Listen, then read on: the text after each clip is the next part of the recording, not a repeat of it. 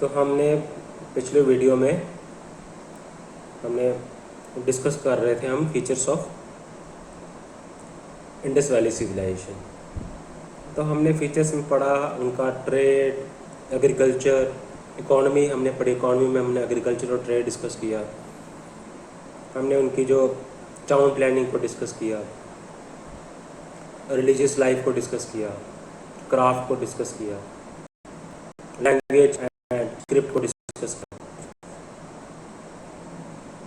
तो अभी हम पॉलिटिकल लाइफ को डिस्कस करते हैं। अब जैसे कि आप जानते हैं कि जो रीजन जो था उसको डिवाइड किया हुआ था। अगर आप ऐसे हम समझ सकते हैं कि वहाँ पे राजे राज करते थे या फिर प्रीस्ट जो है वो जो पावरफुल थे वो गवर्निंग करते थे। तो अब रिलीजन था वहाँ पे, तो कस्टम्स को फॉलो करते थे, ट्रेडिशंस को फॉलो करते थे। तो रिलीजन बेसिस था गवर्नमेंट का। तो जितने भी उन्होंने लॉस जो बने थे पॉलिटिकल लाइफ के, जो उनके पॉलिटिकल लॉस थे, वो किससे उन्होंने इंस्पिरेशन ली थी? रिलीजियस लाइफ से, रिलीजियस बिलीफ थे। आपने देखा होगा कि वहाँ पे रिचुअल्स, वहाँ पे सील्स, वहाँ पे जो horned deity, mother goddess, animals की वो पूजा करते थे, प्लांट्स की पूजा करते थे। वहाँ पे हमें फिगरीन्स मिली हैं मदर गॉडेस की, फीमेल फिगरीन्स मिली हैं, ठीक है। एम्बिगस एनिमल हमें मिले हैं। वो करते थे, बुरियल प्रैक्टिसेस उनकी देखी, उससे भी हमें रिलीजन की झलक देखने को मिलती है। वो क्या करते थे? सिमेट्री एच कल्चर अडॉप्ट करते थे। तो पॉटरी में वहाँ पे वुडन कॉफिन्स भी हमें ट्रेसेस मिले हैं। तो ऑक्यूपेशन के बाद जो मूर्ति थी वो उड़न में रखते थे। ओके, तो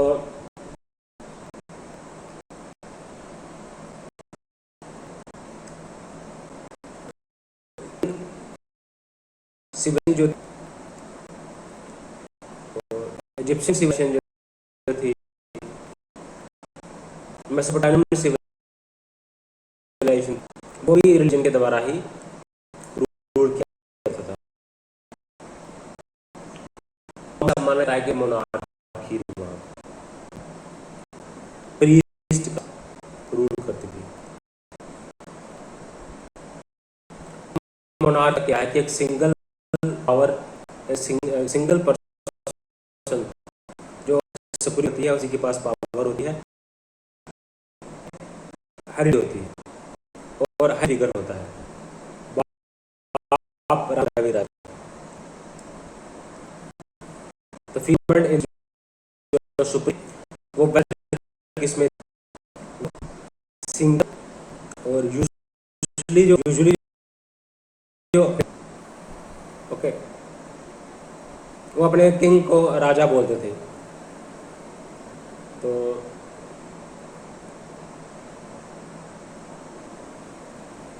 अब कैसे वो गवर्न करते थे? रूलर्स का काम क्या होता था? वो ट्रेड करते थे,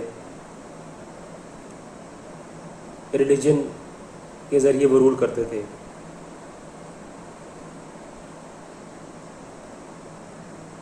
तो किंग्स हाईएस्ट क्लास नहीं था, मैं सबसे ज़्यादा पावर किंग के पास नहीं थी। तो सबसे ज़्यादा पावर किसके पास थी? प्रीस्ट के पास थी। अब सिटाडेल जो था वो उसको ऊंचाई पे बनाया जाता था ताकि इन्वेजन से बचाया जा सके, कोई अटैक ना कर दे।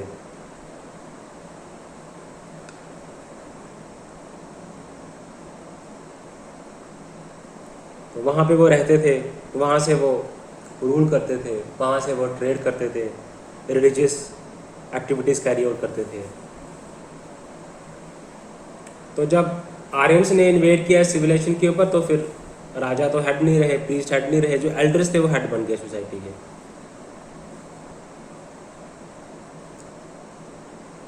तो राजा और जो रूलर्स थे वो अपर क्लास के थे और जो आम जनता जो थी वो लोअर क्लास की थी। तो ये पॉलिटिकल लाइफ है। तो रिलीजन और पॉलिटिकल लाइफ आपस में रिलेटेड थी। राजा थे वहाँ पे, मोनार्की थी, एक सिंगल अथॉरिटी, एक सिंगल एंटाइटी के पास पावर्स होती थी सारी की सारी, और वो ही रूल करता था, और हेरिडिटरी होती थी ये। अब सोशल लाइफ की बात करते हैं, तो सोशल लाइफ में अब आपको देखोगे कि क्लियर मतलब नंबर ऑफ हमें ग्रेवयार्ड्स तो मिले हैं वहाँ पे।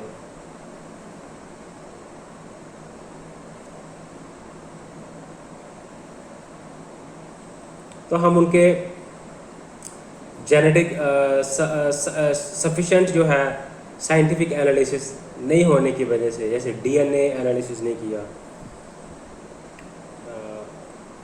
तो बड़ी सारी सिमेट्री मिली वहाँ पे, हमें ग्रेवयार्ड्स मिले हैं, लेकिन उसका साइंटिफिक एनालिसिस नहीं किया है। तो हम उनके फूड हैबिट, उनके जेनेटिक एस्पेक्ट, उनके हेल्थ एस्पेक्ट, डाइटरी हैबिट्स को हम नहीं कर सकते इग्नोर। तो अब बोरियल्स एक था, एक सोशल स्ट्रेटिफिकेशन। अब रिटर्न मटेरियल भी कम ही वहाँ से मिला है, और स्क्रैप्ट को भी डिसाइफर नहीं किया गया है। अब किस तरह से वहाँ पे उनका नेचर था लोगों का, वो समझने में दिक्कत आई। अब बोला जाता है कि टेंपल तो कोई मिला नहीं, तो क्या पता प्रीस्ट ना ही रूल करते हो वहाँ पे, रूल करते हो मर्चेंट।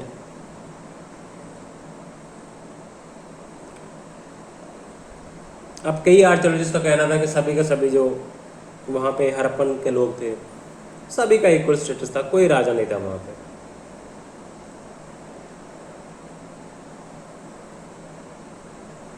तो किसी ने कहा कि नहीं, एक रूलर नहीं था, बड़े सारे रूलर्स थे, अपने अपने एरिया में सारे रूलर्स जो है वो अपने रूल कर रहे थे।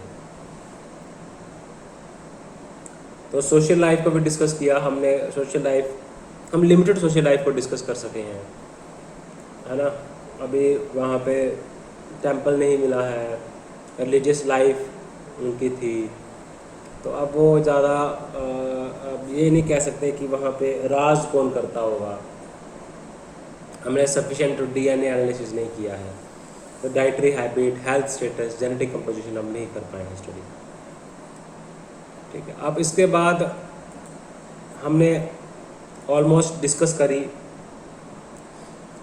Features of Indus valley civilisation, major Indus valley sites को हमने डिस्कस किया, कहाँ से क्या मिला वो भी हमने डिस्कस किया।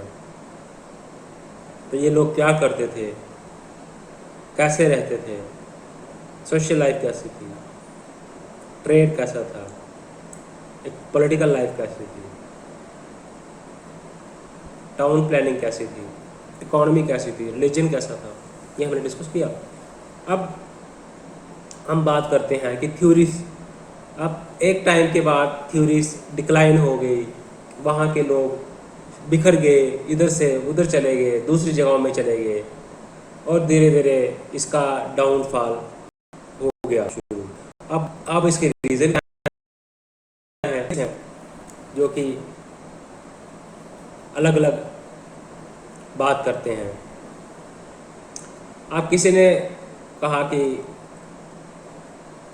अब ये पजल है किस्म का आर्कियोलॉजी के लिए, बहुत सारी एक्सप्लेनेशन दी गई है, क्लाइमेट चेंज का एक्सप्लेनेशन है,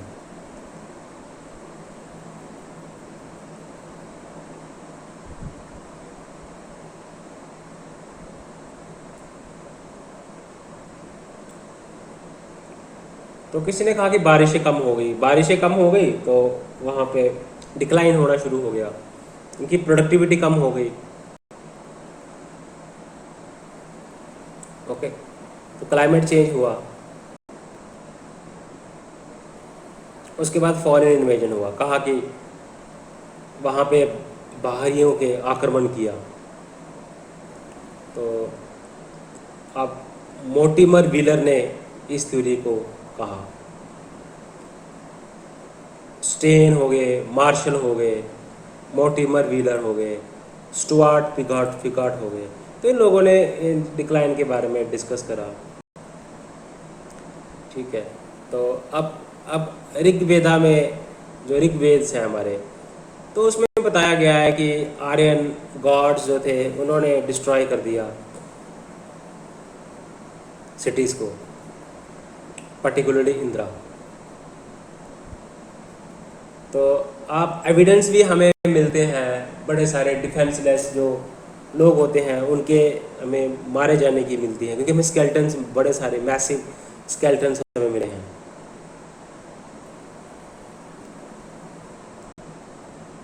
ओके,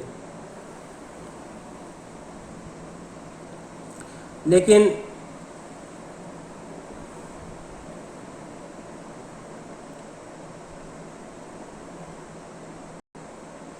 अब इस थ्योरी का क्रिटिसिज्म भी हुआ। इस थ्योरी का क्रिटिसिज्म इस तरह से हुआ कि जो स्केल्टन्स जो थे वो लास्ट फेज की, जितने भी हमें स्केल्टन्स मिले हैं मोहनजोदारो में, वो लास्ट फेज के नहीं थे, और कोई बर्निंग नहीं हुई, कोई डिस्ट्रक्शन नहीं हुआ, वहाँ पे कोई एविडेंस नहीं मिले। स्केल्टन्स मिले हैं लेकिन वो सारे के सारे स्केल्टन लास्ट फेज के नहीं है, और दूसरा कोई डिस्ट्रक्शन के एविडेंस भी तो नहीं मिले उसके अलावा। और स्केल्टन्स भी जो है सिटाडेल पे कोई स्केल्टन नहीं मिला हमें। तो यहाँ पे तो रियल डिफेंस होना चाहिए था सिटी का, यहाँ पे स्केल्टन मिलने चाहिए थे लेकिन नहीं मिले। तो फॉरेन इन्वेजन की थ्योरी वो कहीं ना कहीं धराशायी हो गई। तो ऋग्वेदा में मेंशन किया गया है कि इंद्रदेव ने जो फोर्टिफाइड सिटी थी उसको डिस्ट्रॉय कर दिया। तो उसके बाद हम बात करते हैं क्लाइमेट चेंज की। तो क्लाइमेट की चेंज हुआ, वातावरण चेंज हुआ, फॉरेन इन्वेजन हुए, टेक्टोनिक फिनोमिना हुआ। तो सानी ने कहा कि फ्लड्स आ गए इंडस रिवर में, टेक्टोनिक फिनोमिना।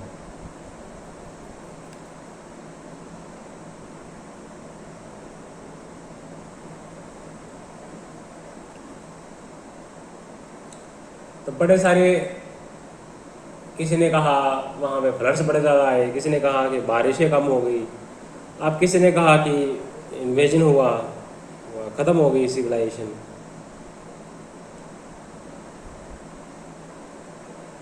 उसके बाद इन्वायरमेंटल डिटेरियोरेशन हुआ, किसी ने कहा कि इन्वायरमेंटल सोइल की फर्टिलिटी कम हो गई, तो पॉपुलेशन जो थी कॉप अप नहीं कर पाई। ठीक है, तो ये भी थ्योरी है। तो व्हीलर ने बड़ी सारी थ्योरीज दी, मोर्टिमर व्हीलर ने। तो उसके बाद आता है हाइड्रोलॉजिकल साइकिल। अब हाइड्रोलॉजिकल साइकिल कहा कि जो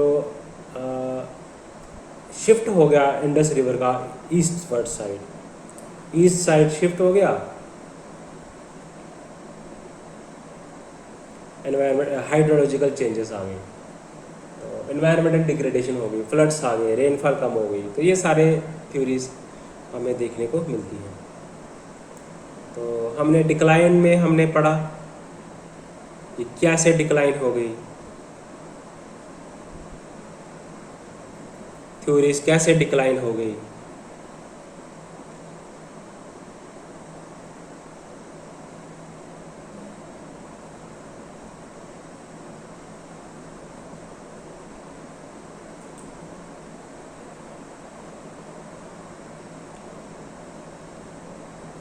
हम रिलीजन की बात करते हैं, हम टाउन प्लानिंग की बात करते हैं, हम इकोनॉमी की बात करते हैं, हम क्राफ्ट की बात करते हैं, हम लैंग्वेज की बात करते हैं, हम हड़प्पन सील्स की बात करते हैं, political life, social life, theories कैसे डिक्लाइन हो गई। तो बड़ी सारी थ्योरीज आई हैं। ओके, तो मार्शल हैं, मोर्टिमर व्हीलर हैं, स्टेन हैं, एस.पी. गॉट है,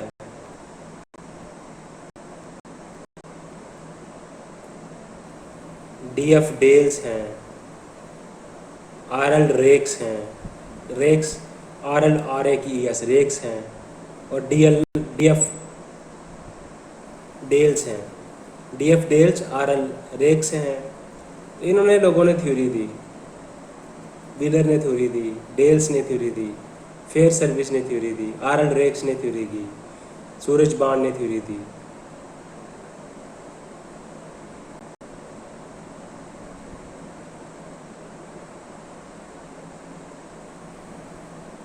तो रिवर ने अपना कोर्स जो है वो चेंज कर लिया, तो उसकी वजह से लोग वहाँ से दूसरी जगह में शिफ्ट हो गए, तो डिक्लाइन हो गया सिविलाइजेशन का।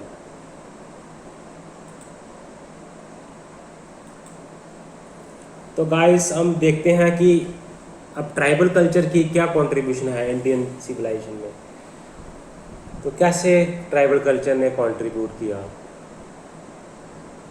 तो क्या हुआ कि जब इंडस वैली सिविलाइजेशन आई, वो डिक्लाइन हुई, इन्वेजन हुआ, तो अब वो आर्यन हमारे इंडियन सोसाइटी में वो मिक्स हो गए, तो वैदिक सिविलाइजेशन शुरू हो गई, वैदिक पीरियड शुरू हो गया, लेटर वैदिक पीरियड शुरू हो गया। तो क्या हुआ कि जो आर्यनाइजेशन हुई, इंटरेक्शन हुई एबोरिजिनल के बीच में और आर्यन ट्राइब्स के बीच में, तो आर्यनाइजेशन हुआ इंडियन ट्राइब का और ट्राइबलाइजेशन हुआ आर्यन पीपल का। तो ट्राइब्स आ गए, इसको जब हमने शुरुआत करनी है तो आपने शुरुआत करनी है इंडस वैली सिविलाइजेशन में, जैसे आर्यन की इन्वेजन हुई तो वो एस्टेब्लिश हो गए वैदिक सिविलाइजेशन में, तो वो हमारे अमालगमेशन हो गया उनका इंडियन सोसाइटी में, है ना। तो अब हमें एविडेंस मिले हैं, ठीक है, तो हिस्टोरिकल रिकॉर्ड है हमारे पास। तो क्या ट्राइबल कल्चर ने क्या कंट्रीब्यूट किया इंडस सिविलाइजेशन में। तो जो इंडस वैली सिविलाइजेशन है ये इंडिजिनस वर्क है इंडियन ट्राइब्स का। इंडस वैली सिविलाइजेशन किसने किया, इंडियन ट्राइब्स ने ही तो किया, ये लाया। तो अब आर्यन आ गए, आर्यन जब इनके साथ मिक्स हुए तो आर्यनाइजेशन हुआ, ट्राइबलाइजेशन हुआ। ओके, अब देखा जाए तो आपको इंडियन ट्राइब्स का मेंशन आपको मिलता है इंडियन जो टेक्स्ट्स हैं, है ना, विष्णु पुराण में मिलता है, हर्ष चरित्रा में मिलता है, पंचतंत्र में मिलता है, पंचतंत्र में मिलता है, हरीश चरित्रा में मिलता है, विष्णु पुराण में मिलता है, रामायण में मिलता है, महाभारत में मिलता है, जो एपिक्स हैं। तो ये प्रूफ करते हैं कि किस तरह से इनका रोल था सोसाइटी की एवोल्यूशन में, कल्चर की एवोल्यूशन में, ठीक है। तो जैसे एकलव्य जो कैरेक्टर था महाभारत में, वो भील ट्राइब से बिलोंग करता था। अब भीमा ने मैरी किया ट्राइबल लेडी के साथ, हिडिम्बा के साथ। अर्जुन ने मैरी किया नागा प्रिंस के साथ, चित्रनगढ़ा के साथ। ओके, अब वैसे माना जाता है कि मुंडास ने, नागर ट्राइब्स ने फाउट किया है कौरवास के साथ कुरुक्षेत्र वार में। तो कौरवों के साथ कुरुक्षेत्र वार में मुंडास ने फाउट किया है और नागर्स ने फाउट किया है। अर्जुन ने मैरी की है ट्राइबल सोसाइटी में, भीमा ने मैरिज की है ट्राइबल सोसाइटी में, एकलव्य जो थे वो भील ट्राइब से बिलोंग करते थे। एपिक्स में इनका मेंशन है, विष्णु पुराण में इनका मेंशन है, हर्ष चरित्र में इनका मेंशन है, पंचतंत्र में इनका मेंशन है, तो एंशिएंट इंडियन टेक्स्ट में इनका मेंशन है। तो इनका एवोल्यूशन में इनका प्रोएक्टिव रोल रहा है। अब लैंग्वेज में कैसे कंट्रीब्यूशन की, तो वैदिक लैंग्वेज में इन्होंने कंट्रीब्यूट की। तो बड़े सारे वर्ड्स हैं,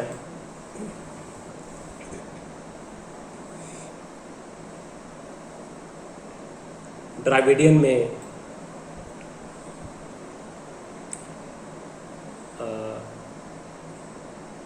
ऑस्ट्रो एशियाटिक में, इंडो यूरोपियन में,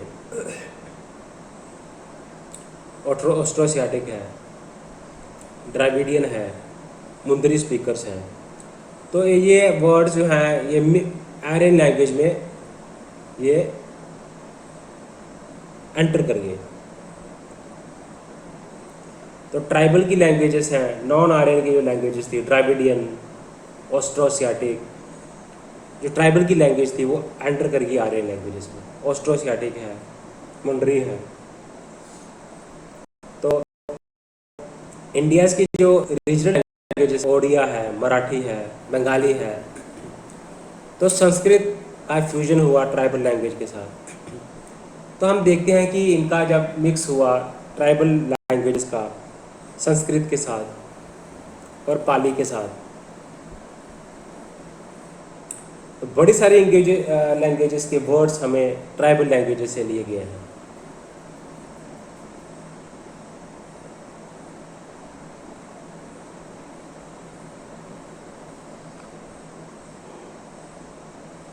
तो 400 वर्ड्स हैं तमिल से,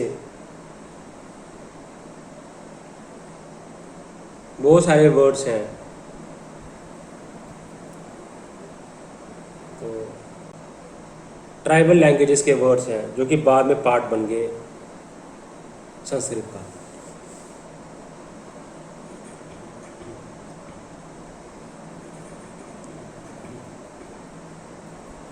बाला हेयर को बोलते हैं, बाला हेयर को बोलते हैं। लंगाला प्लव को बोलते हैं। लंगूला टेल को बोलते हैं। बाला, लंगूला, लंगाला, लंगूला, लिंगा, बहाना, कपास, मयूखा। तो ये सारे के सारे ऑस्ट्रो ओसियाटिक वर्ड्स हैं। तो ये बाद में हिस्सा बन गया संस्कृत लैंग्वेज का। तो लैंग्वेज में कंट्रीब्यूशन किया बड़े सारे जो ट्राइबल लैंग्वेजेस के वर्ड थे, जैसे कपास हो गया,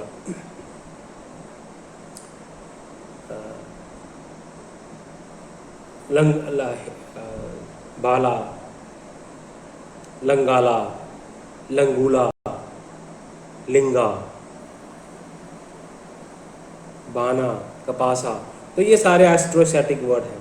तो बड़े सारे एस्ट्रोसियाटिक वर्ड जो ट्राइबल लैंग्वेजेस थी, द्राविडियन लैंग्वेजेस, मुंडरी लैंग्वेजेस, तो ये आपको एंटर करते हुए मिल दिखेंगे कहाँ पे, आर्यन लैंग्वेजेस ऑफ संस्कृत में। अभी देखेंगे सोशल लाइफ में क्या कंट्रीब्यूशन है। तो कंट्रीब्यूशन इधर भी है। तो अब कहते हैं कि एंथ्रोपोलॉजिस्ट बोलते हैं जो गोत्र सिस्टम है, तो वो बिलोंग करता था ट्राइब्स से। तो ब्राह्मण्स ने गोत्र सिस्टम को ट्राइब से लिया। तो कौन से ट्राइब्स में गोत्र सिस्टम, गॉन्ड्स, GONDS। तो ये बाद में कॉपी किया। तो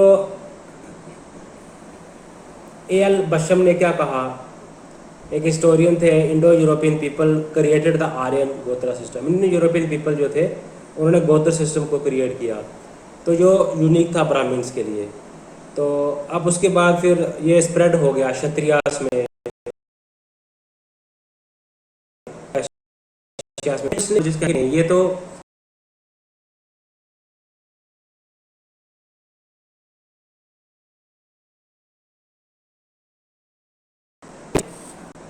जो है वो ब्राह्मण ने कॉपी किया है सिस्टम को।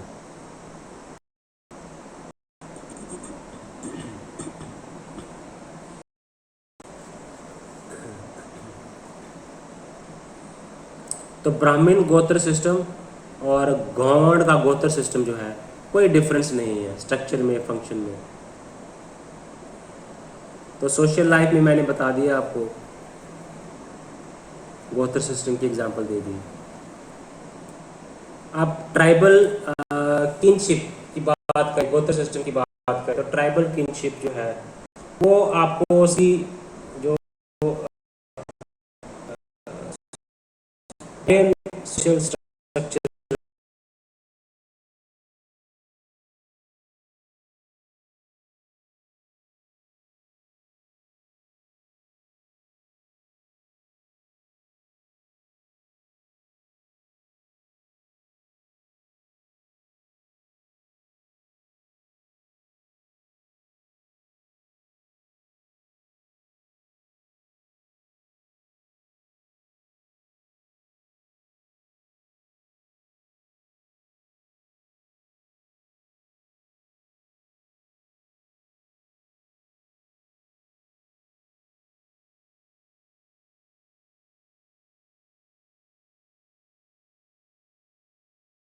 मैरिजेस जो है अभी प्रेवलेंट जो है आर्यन में, वो देन है ट्राइबल लोगों की। ट्राइबल लोगों का इन्फ्लुएंस है उसमें। ओके, तो अब जो गॉन्ड्स हैं जिन्होंने गौत्र सिस्टम शुरू किया वो बोलते हैं कि हम रावणा के डिसेंडेंट्स हैं, और मुंडास जो हैं वो मनु के अपने आप को डिसेंडेंट्स मानते हैं।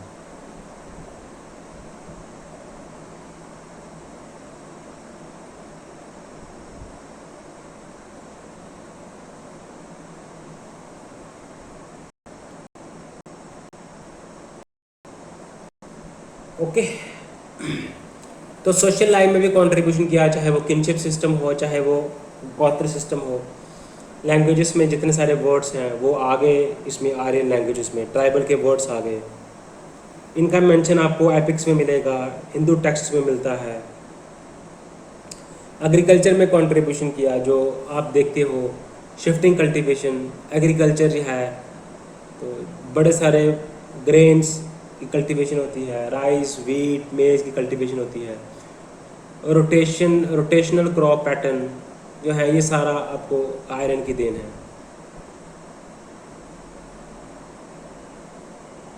और रिलीजियस वेस, रिलीजियस वेस, मैजिक से, रिलीजन से, डिसीज के साथ डील करना, ये सोशल लाइफ में भी आ सकता है और एग्रीकल्चर में भी आ सकता है। तो एग्रीकल्चर में आपको देखने को मिलेगा क्रॉप रोटेशन की,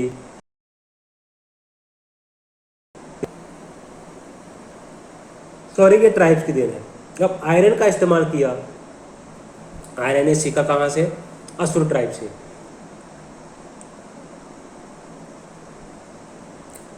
एग्रीकल्चर में भी कंट्रीब्यूट किया, हमारी सोशल लाइफ में भी कंट्रीब्यूट किया, हमारी लैंग्वेज में भी कंट्रीब्यूट किया, मेडिसिन में भी कंट्रीब्यूट किया। तो ट्राइबल की मेडिसिन जो आयुर्वेदा है आर्यंस का, उसमें बड़ी सारी चीज़ें हैं वो ट्राइबल मेडिसिन की हैं उसमें। तो जैसे आयुर्वेदिक क्योर जो है आर्थराइटिस का या नाइल ब्लाइंडनेस का आयुर्वेदिक क्योर है, वो आपको कहाँ पे देखने को मिलता है? उसका ओरिजिन कहाँ पे है? उसका ट्राइबल नॉलेज में उसका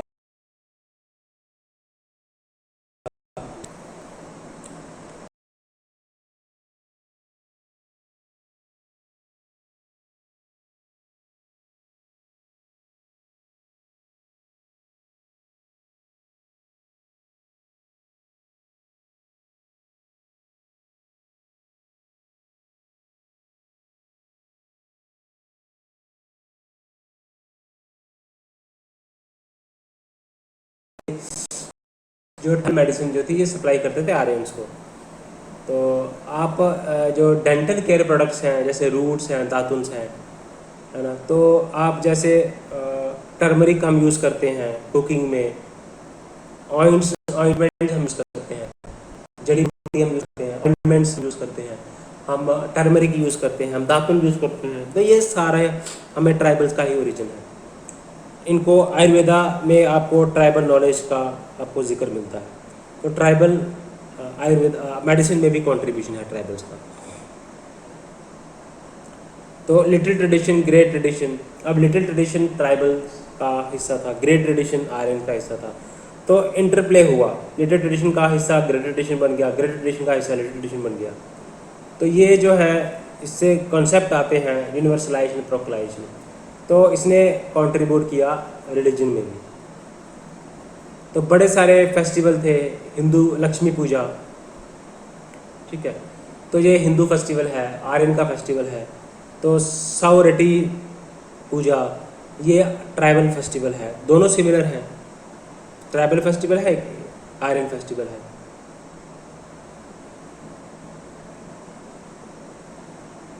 तो ट्राइबल्स के जो देवी देवताएं थे वो मिथ्स जो थे, है ना, राइट्स, रिचुअल्स, वो चले गए हिंदू सोसाइटी में। तो ये कंट्रीब्यूशन है ट्राइबल का रिलीजन में। बहुत सारा कंट्रीब्यूशन है, इमेंस कंट्रीब्यूशन है। अब आर्टिस्टिक लाइफ में भी कंट्रीब्यूशन है।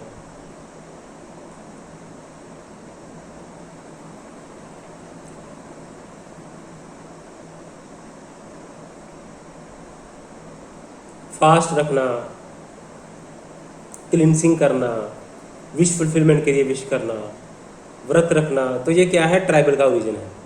तो रिलीजन में बहुत सारा कंट्रीब्यूशन किया, इमेंस कंट्रीब्यूशन है। हमारे बड़े सारे ट्राइबल्स की डाइटीज़ अब आयरन की डाइटीज़ बन गई हैं। फेस्टिवल्स, सॉलिटरी फेस्टिवल अब लक्ष्मी पूजा का बदल गया है। तो वर्शिप की जाती है आर्यंस की, नॉन आर्यंस की। तो आपको ये चीज़ें देखने को मिलेंगी।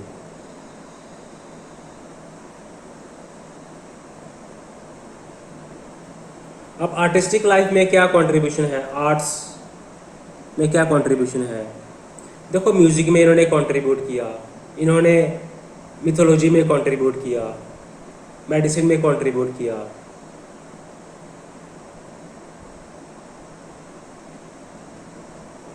है ना। तो आर्यन का जो म्यूज़िक था और ट्राइबल का जो म्यूज़िक था, वो क्या हो गया, यूनिक सिंथेसिस बनाया उन्होंने। ओके।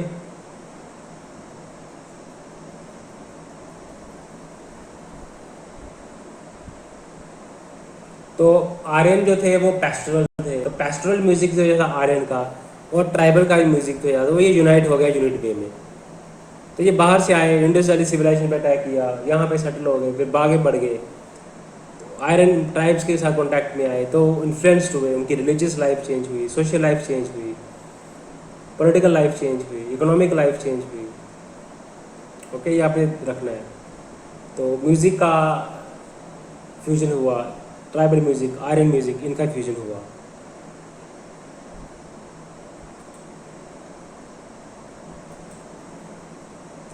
तो आर्टिस्टिक लाइफ में इनकी कंट्रीब्यूशन है, रिलीजन में इनकी कंट्रीब्यूशन है, मेडिसिन में इनकी कंट्रीब्यूशन है, लैंग्वेज में इनकी कंट्रीब्यूशन है, सोशल लाइफ में इनकी कंट्रीब्यूशन है। तो ट्राइबल कल्चर की कंट्रीब्यूशन तो है ही है। Tribal culture in Indian civilisation में क्या कंट्रीब्यूशन है, ये हमने डिटेल में हमने इसको डिस्कस किया है। ओके, अभी हम अगला टॉपिक पढ़ते हैं, palaeo anthropological evidence with special reference to Siwaliks में हमें क्या एविडेंसेस मिले, हमें नर्मदा बेसिन से क्या एविडेंसेस मिले, इसमें हम कवर करेंगे रामापिथिकस, शिवापिथिकस एंड नर्मदा में। तो हम कैसे सेटलमेंट्स हुई, ह्यूमन सेटलमेंट्स की नर्मदा बेसिन में, इंडियन सब कॉन्टिनेंट में सेटलमेंट्स की हम डिस्कस करेंगे। ठीक है, तो इसमें शिवालिक हिल्स आता है। जब हम ह्यूमन सेटलमेंट्स की बात करते हैं इंडियन सब कॉन्टिनेंट में, तो शिवालिक हिल्स की बात आती है, नर्मदा हिल्स की बात आती है। ओके,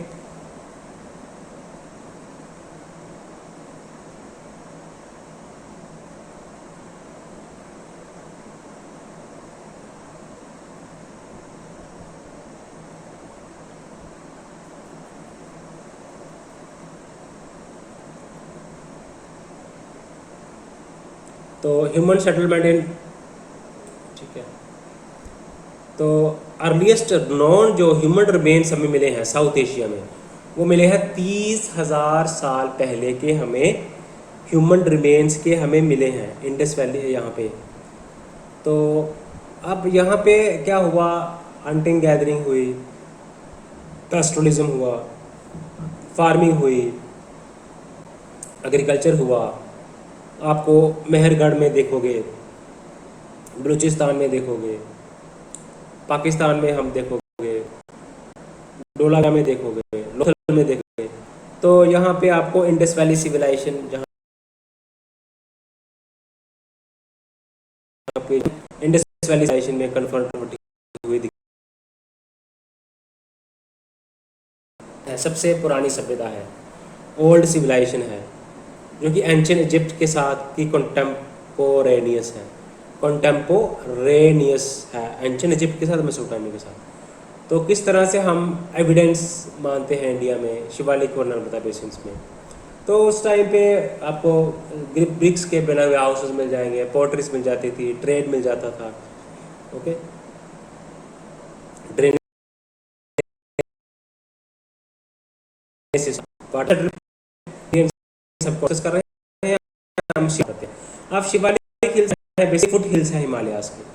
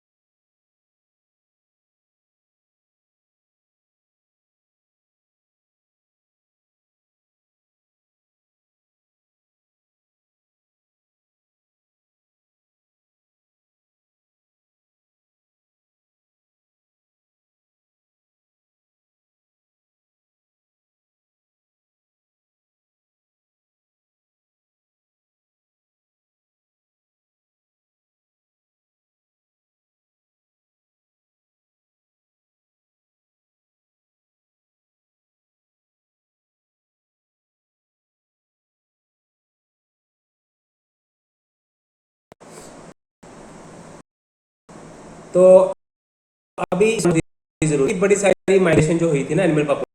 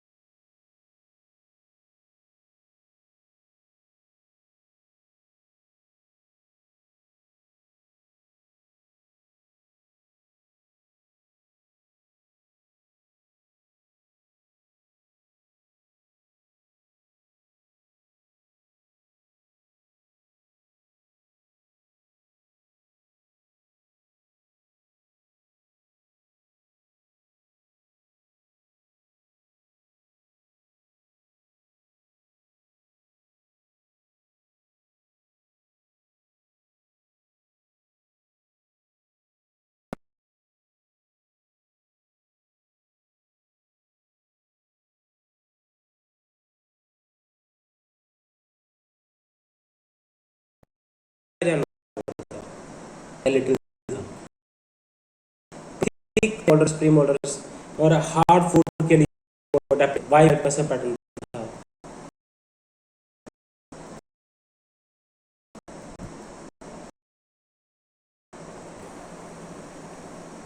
तो हम बात करते हैं जॉस की, फेस और जॉस की।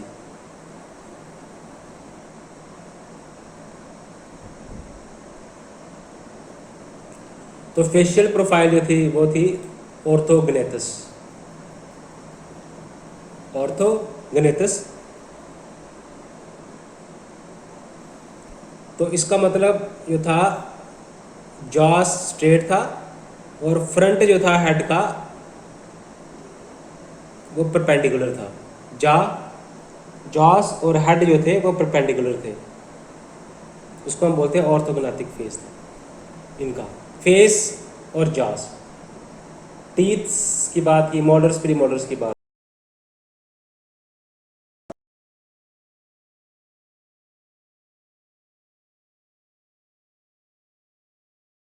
की, इनका पेंडिकुलर था।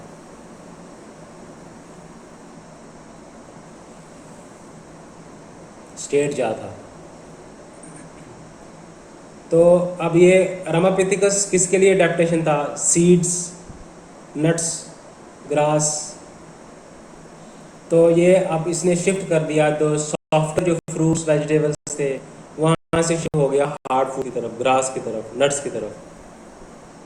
तो तभी तो हम इनके जो मोल्डर्स प्री मोल्डर्स हैं वो थिक दिखते हैं और इनके स्ट्रॉन्ग दिखते हैं,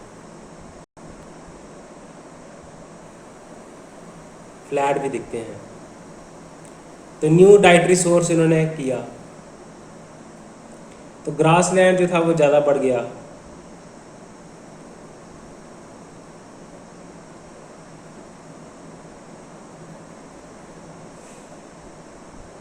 ओके। तो रामापिथिकस के बारे में माना कि वो इवॉल्व हुआ और वो एस्ट्रालोपिथिकस बन गया। मायोसिन में आया रामापिथिकस, जास को देखा हमने, राउंडेड डेंटल आर्केड था। तो मोल्डर्स प्री मोल्डर्स देखे हमने। तो फूड इसकी कैसी थी, वो धीरे धीरे जो एवोल्व हो गया और रामापिथिकस और एस्ट्रालोपिथिकस बन गया। तो रामापिथिकस को माना जाता है कि इस सिवापिथिकस के रिजेंबल करता है, और जिसको अब आज के टाइम में जो कहा जाता है कि ये ओरंगुटन का इंसेस्टर है। तो रामापिथिकस रिजेंबल किया करता है सिवापिथिकस के साथ, और उनको माना जाता है कि ये ओरंगुटन के इंसेस्टर्स थे। और इनके बाद ओरंगुटन आए, ओरंगुटन के इंसेस्टर्स थे।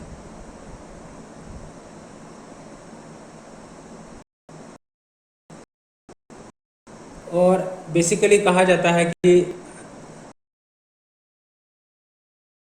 रामापिथिकस जीनस में, और इसको मेल स्पीसीज माना है सिवापिथिकस, रामापिथिकस को स्पीसीज मानना चाहिए।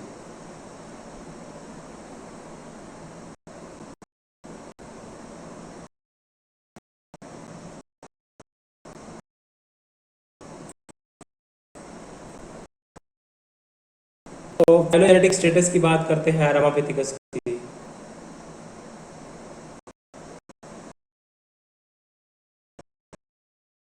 सिमोन है, पिलबीम है, ये रामापिथिकस ह्यूमन एंसेस्टर है।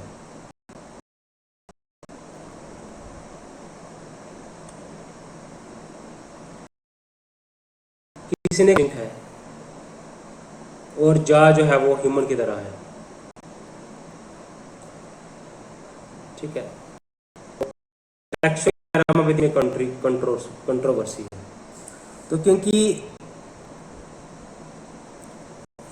डेविड पिलबीम ने कहा कि ह्यूमन जा तो पैराबोलिक है, लेकिन जो रामापिथिकस जा था वी शेप था, ये पिलबीम ने कहा। तो ये कंट्रोवर्सी है किसकी, टैक्सोनॉमी ऑफ रामापिथिकस की। तो किसी ने कहा कि ये ओरंगुटन का वो है, एंसेस्टर है।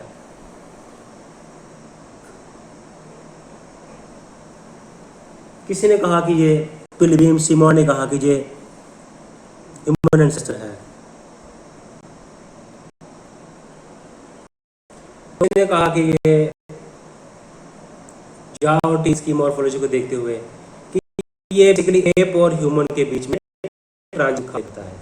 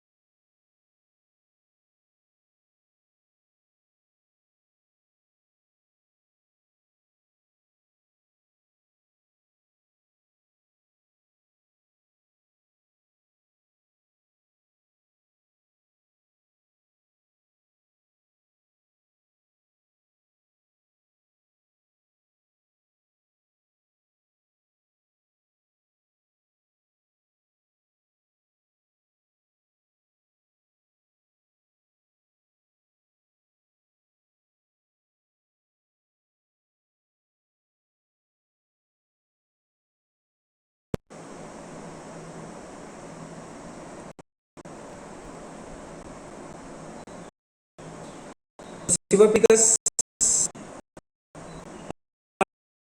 भी है, 17 मिलियन ओल्ड भी है।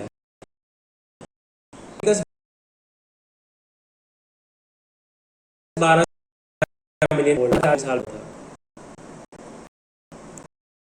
तो एंसेस्टर है ओरांगुटन का। अब फाइलोजेनेटिक्स की बात करें, सिवापिथिकस ने क्या कंट्रीब्यूट किया पैलियो एंथ्रोपोलॉजिकल नॉलेज में? कंट्रीब्यूट किया, बिल्कुल डेफिनेटली कंट्रीब्यूट किया। ओके, तो 5 फीट का जो एप था, तो ये हार्ड फूड खाता था, ग्रासलैंड पे रहता था।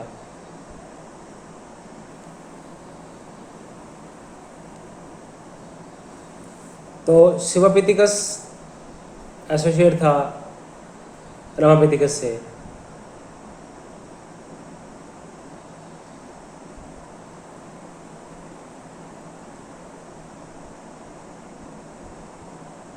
तो ये कहा गया कि ये जो रामापिथिकस सिवापिथिकस है, ये लेस ह्यूमन लाइक है बट मोर ओरांगुटन लाइक है। तो क्योंकि रामापिथिकस के फॉसिल्स को एनालाइज किया,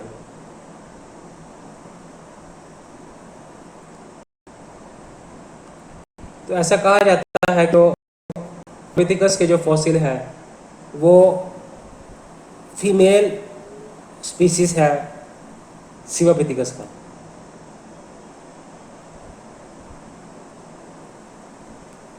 और ये स्पीसीज जो था वो डायरेक्ट ह्यूमन एंसेस्टर नहीं था। तो हमने रामापिथिकस के बारे में पढ़ा, ठीक है। हमने सिवापिथिकस के बारे में डिस्कस करा।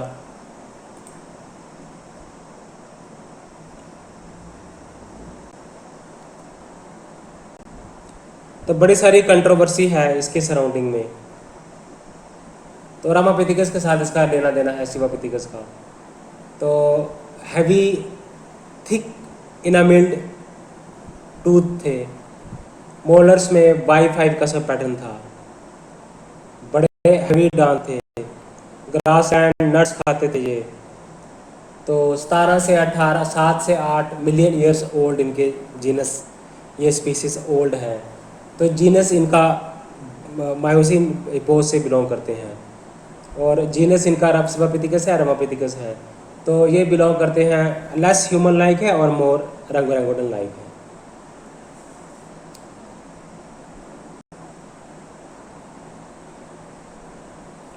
तो लार्ज कैनाइनिस थी इनकी, टफ फूड खाते थे, स्टेम्स को खाते थे। तो 5 फुट लॉन्ग एप था ये। तो फाइलोजेनेटिक स्टेटस में हम बात करते हैं ड्रायोपिथिकस। ड्रायोपिथिकस से क्या हुआ, सिवापिथिकस बन गया इंक्लूडिंग रामापिथिकस। फिर वहाँ से ये रामापिथिकस सिवापिथिकस कहाँ चले गए, अस्ट्रालोपिथिकस में कन्वर्ट हो गया, और एक चला गया गिगांटोपिथिकस में। तो किसी ने कहा कि ये रामापिथिकस अलग लाइन चलेगी अस्ट्रालोपिथिकस में, और सिवापिथिकस चलेगी जिगांटोपिथिकस में, ठीक है। और हम बात करते हैं होमो में चली गई, पोंगो, पैन, गोरिल्ला, इसमें चलेगी, और अस्ट्रालोपिथिकस से हमें। तो ड्रायोपिथिकस की अगर हम बात करें तो हम फाइलोजेनेटिक जब स्टेटस करेंगे तो सबसे पहले हम दिखाएंगे ड्रायोपिथिकस। ड्रायोपिथिकस से ये चलेंगे आगे रामापिथिकस में और सिवापिथिकस में। रामापिथिकस अलग चला गया और अस्ट्रालोपिथिकस, वहाँ से जीनस होमो। तो सिवापिथिकस था वो गिगांटोपिथिकस में चला गया, और उसके बाद पोंगो में चला गया, पैन में चला गया, गोरिल्ला में चला गया, ठीक है। और ड्रायोपिथिकस एक चला गया, रामापिथिकस सिवापिथिकस एक चला गया अस्ट्रालोपिथिकस की तरफ, तो एक चला गया होमो की तरफ फर्दर। फिर इसके बाद पैन में चला गया, गोरिल्ला में चला गया, और जहाँ में गिगांटोपिथिकस और पोंगो में चला गया। पोंगो अलग चीज़ है। पोंगो से पैन और गोरिल्ला, पैन अलग हो गए, गोरिल्ला अलग हो गए, और पोंगो अलग हो गया। तो ये फाइलोजेनेटिक प्लेसमेंट हुई थी 1971 में, और बी में 2003 में कैनेडियन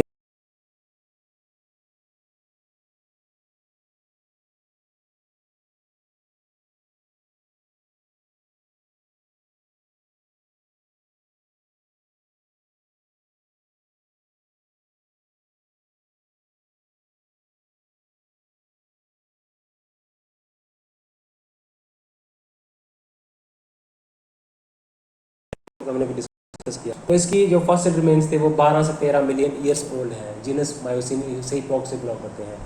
तो कोंगो और ये मैन और एप का जो हुआ था डाइवर्जन हुआ था 7 से 8 बिलियन साल पहले।